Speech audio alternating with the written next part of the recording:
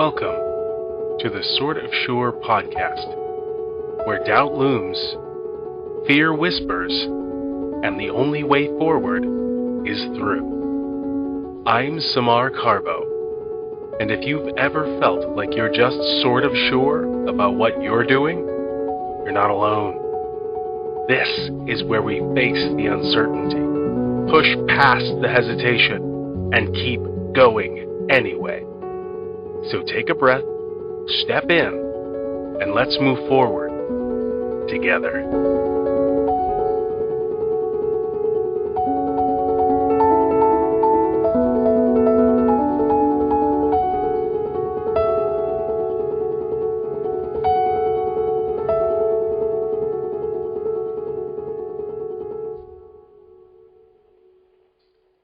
Welcome back to the Sort of Sure podcast. As you heard in the intro, my name is Samar Carbo, and today we have a really cool conversation.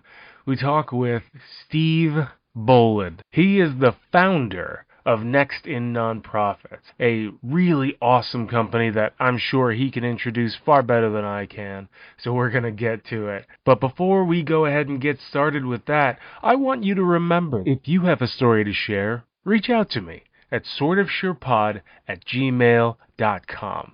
Once again, that's sortofsurepod@gmail.com. I'd love to hear from you. Without further ado, let's have a listen. My name is Steve Boland. I'm the director at Next in Nonprofits. We're a consulting firm in Minnesota that provides assistance to charities and other social good organizations trying to raise money to support the causes that they care about. And been keeping us quite busy in 2025, let me tell you. For the organizations we're serving in these very uncertain times, it's okay right now, but the level of change that's been happening both with foundation givers, certainly government funding partners, some uncertainty that's out there with the general giving public about, where am I going to concentrate my efforts in when there's so many things happening at the same time. It's a difficult moment right now for organizations that are trying to move forward with really important community-based work without the certainty of, we had this federal grant that was promised to us, so we know we've got this much to work with, or, the foundation that we're used to supporting us has always been able to help us with this kind of support, and now they're rethinking, whether their priorities are still the same given all these other changes. So it's a tough time. That the folks we're working with right now are doing okay, but that level of just not knowing is really challenging for many community-based organizations. Yeah, certainly. Would you say that this is not a great investment at the moment? Maybe wait it out for a little bit? Or do you think, go with your passion and bite the bullet now? Boy, that's a tough one, Smart, because there are, I don't know that there's ever been a great time to commit to this kind of work, right? There's never been a moment where it's like, it's so easy to get in and everybody wants to spend money on getting good community results happening. So, now is the moment. I do think that as you consider, how are people overcoming their hesitancy and doing something that's really important to them, it might well be that a difficult time is the best time to get started, to really find where people's commitment to the work is and see where that goes. And then hopefully there will be some stability that will come in the future, but the need is for sure there. The communities that are trying to respond to all these changes need help. There's a bunch of different ways that we can be useful. And stepping into that space when there's so much uncertainty can be a real challenge. But I don't know that there was ever a great time, 5 years ago, 10 years ago. I've been doing this work for coming up on 30 years now. And I always sort of think, well, this moment of chaos can't possibly be surpassed. This, challenge is never going to get worse than this. And then, something else may come along that supplants that thought. And you're like, oh, no, there it was. There's the more difficult thing that did end up happening. So I don't know that I would ever suggest to anybody, wait for a moment of calm, because I'm not sure we're ever going to have that perfect time. Now, you mentioned you've been doing this for 30 years. Mm-hmm. Can we rewind the clock a little bit and see what little Steve, well, maybe not the little, but younger Steve thought of getting into this work? Well, it's a great differentiation of what I've been doing for the last dozen years at Next in Nonprofits, where I stepped out on my own, and that is a challenging thing for people to think about doing, versus being a part of social good movements and nonprofit organizations, and I've been doing that for a much longer period of time. So I went to college thinking I was going to, my undergraduate degree is in political science, thinking, that I'd be part of government systems for change, and we would improve the conditions of our community, and we'd have all sorts of great things happen, and this will be the way that I'll contribute. And I did go to work in government for a while. I worked for a member of Congress here in Minnesota, and felt like sometimes we were part of progress, that things were going well, but eventually did really feel like the frustration of the speed of change in government systems was just not what communities needed, and where else could I be helpful? Where else would I be able to find a place? And I started looking in nonprofit organizations, working in charities. And I got staff roles for existing organizations and learned a lot of things and was, I hope, very helpful to those missions. But I changed from staff role to staff role, kind of thinking that this next role will be the perfect thing that will allow me to contribute my best self and do all this great work. And being on staff for just one nonprofit organization, I think eventually became something identified as a real challenge for me, that I seem to do better and thrive more when I've got a lot of different places where I can contribute instead of just one. There's a lot of different missions. And the idea of leaving staff positions in nonprofits and starting out to serve them on the outside as a consultant for their work was extremely challenging. It was really hard to think, I'm used to a pretty fixed salary. The check comes every 2 weeks, and I know what my budget's going to be, and that's great. And when you go out on your own, there's a lot more uncertainty, and that can be very, very difficult. And certainly I don't want to pretend that the first, year and a half wasn't a lot of scraping to meet people and connect with them about their work and encourage a relationship where they would hire me to help them move forward. And that's a seriously challenging thing for any individual to step out on their own and do. However, having done it, I can now say that I've been doing this work for, a dozen years and counting, because this has been that place where I'm like, I can settle here and really feel like I get to stretch my muscles for a lot of good missions, a lot of organizations, and learn more about how each of them is doing what they do and share that knowledge around. So it has been a really rewarding experience, but early in my career, it was never a thought like, oh, I'll go, serve several organizations on the outside as a consultant. That wasn't anything that had occurred to me until I kept trying to find satisfaction in job roles and leaving and changing every 3 or 4 years. Yes, that makes so much sense. And I feel you kind of answered it. But my next question was going to be, where do you get the audacity? And I wonder, was that something for you that was, just that linear, that you needed something that was a little bit less structured by somebody else's hands, or you just saw the need and needed to fulfill it? No, I do think that it really was being in roles where I was responsible to just one board of directors or one executive director or whatever that structure was. Like, I had to report through to that structure, and having just the one framework to work within with its restrictions was just never great for me. I always was kind of gnawing it. I want to try something new and do something different, and it didn't usually fit with the single organizational purpose that I was, on staff for. And I appreciate what you're saying about, the audacity of this. I don't know that I felt like it was audacious at the time. It was just sort of like, what I am doing isn't working. And it's not like I'm leaping forward to this thing that I think is so great, but much more like, why am I never feeling satisfied in the job that I do have? Why do I always feel like there's something else kind of gnawing at the edge? And I don't know that it was so much I'm feeling like, oh, I can start a business and build a relationships with lots of organizations and help a whole bunch of people, as much as, this role doesn't really fit me and I have to try something different in order to, see what can be more successful. So that discomfort, I think, pushed me a lot more than a feeling of I can for sure do this. I was definitely concerned I would not be able to make a go of it. There's no question about that. If you haven't done it before, stepping out and doing it for the first time, there is that moment of what if this fails? And, many small businesses do fail. A lot of people do go back onto staff roles after trying this kind of thing. Fortunately for me, it has not, and I'm very excited about that. But there's certainly plenty of places I could look and see that other people have tried things, and why is it maybe going to work here? And I really do think that part of the momentum moving me to try it is like, well, I have in the past gotten other jobs when things haven't worked out, and if this doesn't work out, I can maybe go back and find a staff position somewhere and understand that at least I tried it. There's risk there for sure, but it was possible for me to do it. I'm really glad that I did.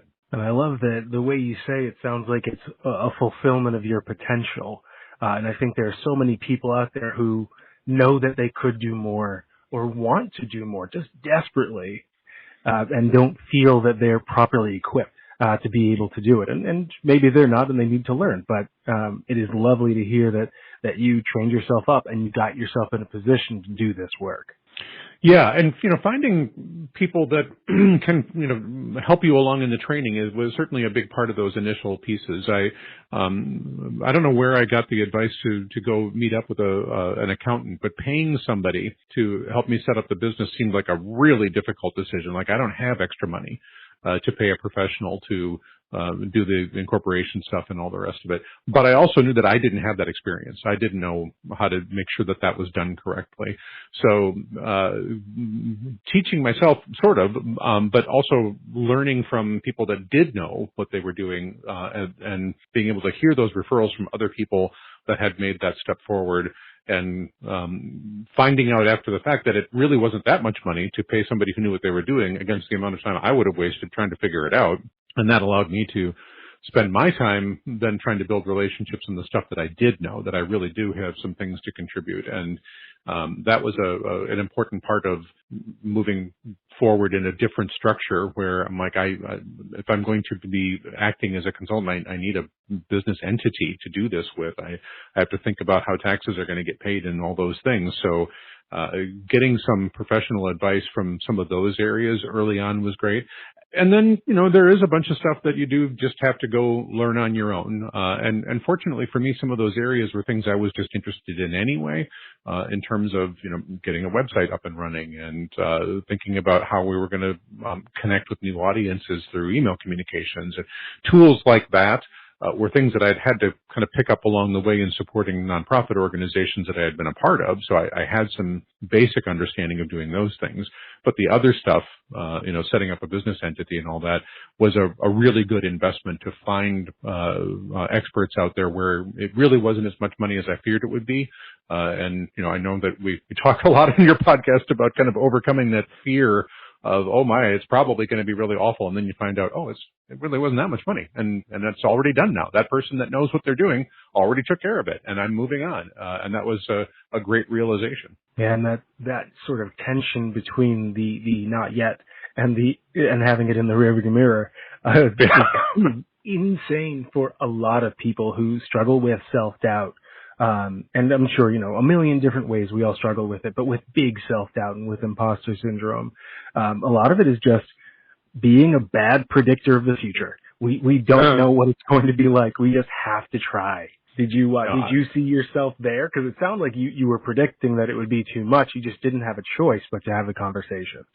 Well, I'm not sure that I would say I was predicting it would be too much. I was that part of the unknown was out there for sure. But knowing where I wasn't working was certainly the motivator to go, well, I don't know what this other thing is going to look like yet. What I did not anticipate at that time was eventually growing to be part of a group of people doing this work. Next to Nonprofits now is a team of people. There are 7 of us that are now together under this banner supporting nonprofit missions. And when I started on my own, I'm like, okay, maybe I can make enough money to pay me, and that would be great. And then I will be able to go try these different ideas and work with a lot of different missions, and that will be wonderful. But eventually, what's the level of success that I might be able to get to question came to more than I can do by myself. That there were people that were connecting with me to say, I heard you did this work for this other organization. Can you do something similar for us? And eventually I'm like, I can't. I don't have enough time just being one person, and had to make that decision again of, do I go from I've got a relatively comfortable thing just being self-employed to do I bring other people in to help this thing continue to move forward? And that was another whole different stage of doubt, because now it's not just, if it doesn't work out, I guess I have to go get a job. But, if it doesn't work out, then other people have to go get jobs. And that's uncomfortable and challenging. But by that point, I really did feel like I'd had enough experience supporting myself for a few years that when I was ready to start working with other people, I do feel confident that we can keep this rolling and keep providing really important services for folks that need it.